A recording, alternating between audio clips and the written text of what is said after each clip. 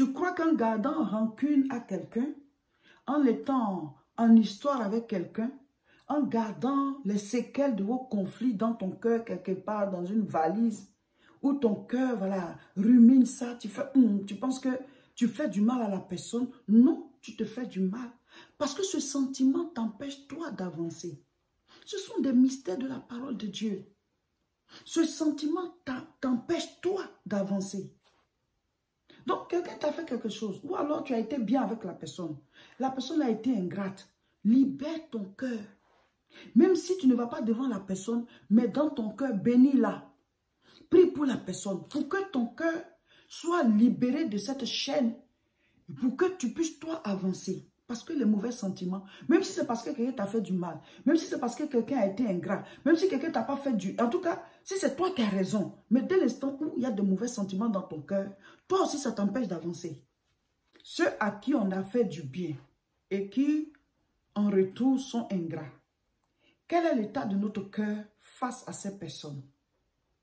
Si ton cœur est mauvais par rapport à la personne, si ton cœur garde de la rancune, de la rancœur par rapport à cette personne, toi tu crois que tu fais du mal à la personne, mais non, en fait tu te fais du mal à toi. Parce que la Bible dit, Proverbe chapitre 4, verset 23, « Garde ton cœur plus que toute autre chose, car de lui viennent les sources de la vie. » Vous devez comprendre comment la parole de Dieu fonctionne. Matthieu chapitre 5, les béatitudes, verset 8. « Heureux ceux qui ont le cœur pur, car ils verront Dieu. » C'est un verset qui est très profond. Si ton cœur n'est pas pur, tu ne verras pas Dieu. Dieu ne dit pas, qu'est-ce qui a fait que ton cœur n'est pas pur? Dieu ne dit pas, est-ce que tu n'as pas raison même par rapport à ce qu'ils t'ont fait, c'est pour ça que tu as gardé ça dans ton cœur.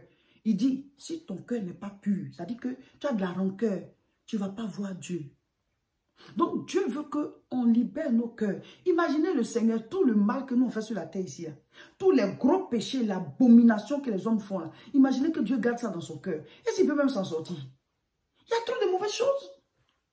Mais le cœur de Dieu est pur. Dis-moi amen. Son cœur est bon. Et c'est ce cœur-là qu'on doit avoir. Pas qu'on est fou, on est bête, à la limite, on nous fait du mal. Je ne dis pas d'aller manger avec les gens. Même Dieu, là, il y a des conditions pour qu'il te bénisse. Voilà. Il dit, je me laisserai trouver par celui qui me cherche. C'est-à-dire que tu ne peux pas trouver Dieu si tu ne l'as pas cherché. Donc nous tous, nous devons mettre nos cœurs devant Dieu. Pour dire, Seigneur, le cœur est le secret de la réussite. Le cœur est la base de la réussite. Je te donne mon cœur. Chaque jour, je veux me purifier. Je veux pardonner, je veux être léger, je veux être légère. Je ne veux pas transporter quelqu'un dans mon cœur